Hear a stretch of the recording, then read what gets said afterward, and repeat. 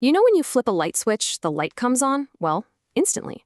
But what if I told you the actual electrons powering that bulb are moving slower than a snail? Seriously, the power plant could be hundreds of miles away, yet it all happens in the blink of an eye. So how is that even possible? Well, the answer is way stranger and honestly way cooler than you might think. Let's dig in and figure out the real reason electricity feels so instantaneous. So to really get our heads around this, let's kick things off with a little thought experiment. Picture a super simple setup, just a switch and a light bulb. But they're connected by a wire that's 10,000 kilometers long. That's like running a wire from New York all the way to Tokyo. Okay, you're standing at the switch, you flip it. What's your gut tell you? How long till that bulb lights up? Okay, so here's where things get really weird. Physicists have actually measured how fast individual electrons move through a wire. It's called their drift velocity. And it is shockingly slow. We're talking about 1 millimeter per second. Yeah, that's literally slower than a snail can crawl. So right away, we've got this huge contradiction. The electrons are just inching along, but we know the light comes on instantly. How can both of those things possibly be true?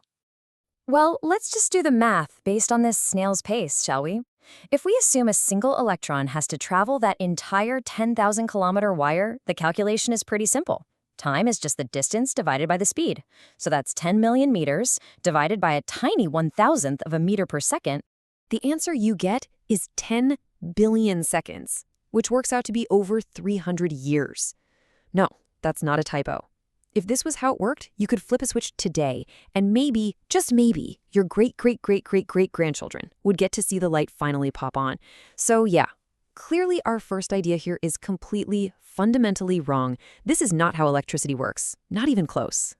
So to crack this puzzle, we have to totally rethink what's going on inside that wire. And you know what? The best way to build up our intuition is to start with something super simple that we all understand. A pipe that's already full of water. See, the big mistake is picturing one lonely electron starting race down an empty track. The real secret, the real key, is understanding how a signal moves through a system that's already completely full.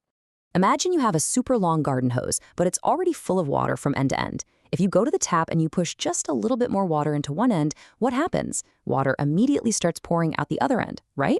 The key thing here is that the specific water molecule you just pushed in didn't travel the entire length of the hose. Nope. It just nudged the molecule in front of it, which nudged the next one and so on, creating this chain reaction, a pressure wave that shoots through the water almost instantly. Now, let's just map that analogy directly onto our electrical circuit. The water molecules, well, those are just like the electrons, which are already packed into the entire wire, ready to go. And that super fast pressure wave we talked about, that's the real hero of our story, the electric field. So when you flip that switch, you're not launching one electron on a 10,000-kilometer journey. You're creating a disturbance, an electric field that basically tells all the electrons down the line to start moving. So, okay, if the electrons themselves are so slow, then how fast is this signal? How fast is this electric field that's doing all the heavy lifting? So what even is an electric field? The simplest way to think about it is like an invisible force that surrounds every single electron.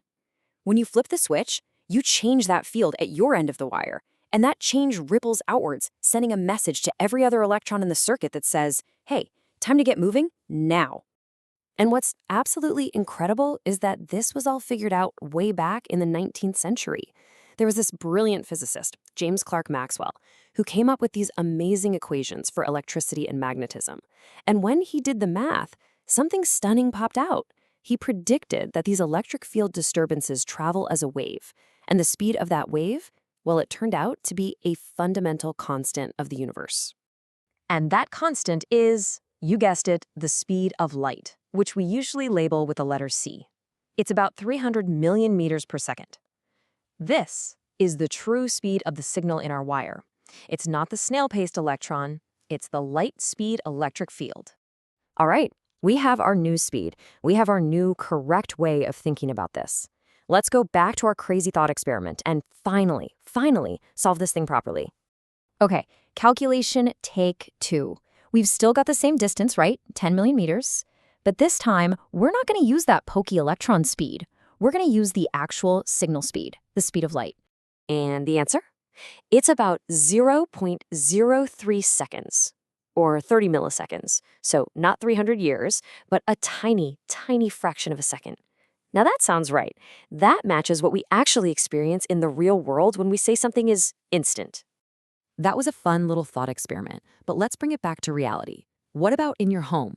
Let's say you've got a wire that's about 10 meters long running from a light switch to a fixture in the ceiling. How fast is the signal then? Well, using that same speed of light, the time it takes for the signal to travel just 10 meters is only 30 nanoseconds. And that is an unbelievably small amount of time. We're talking 30 times billionths of a second. And that, right there, is the real reason electricity feels absolutely totally instant. Your brain simply cannot process information that quickly. It's a million times faster than our perception. For all intents and purposes, to our sluggish human senses, 30 nanoseconds is zero. So let's just take a moment to lock in this new mental model. What is really happening right at the light bulb in the instant it turns on? Okay, here's the sequence of events. First, that light-speed electric field arrives at the bulb. Second, that field immediately tells the electrons that are already there, just hanging out in the bulb's filament, to start moving. And third, it's the movement of those local electrons that generates heat, which makes the filament get hot and glow. See? No electron had to make that long, epic journey from the switch. So let's just sum it all up. The old wrong idea, the misconception, is that individual electrons race from the switch all the way to the bulb. But the reality is so much cooler. The wire is already packed with electrons, and a signal traveling at the speed of light, the electromagnetic field, gives the order for all of them to start moving at basically the same time. Hopefully, this kind of sheds some light on something you use every single day. If you had one of those aha moments while watching, do us a huge favor and hit that like button. It really does help us out. And to make sure you don't miss our next deep dive, you should definitely subscribe and turn on those notifications. And I really want to hear from you on this one. Did this explainer actually change the way you picture electricity in your head? What was the aha moment for you? Was it the garden hose analogy? Was it the 300-year calculation? Let me know down in the comments. I love reading through them. And I'll just leave you with one last little mind-bending question to chew on.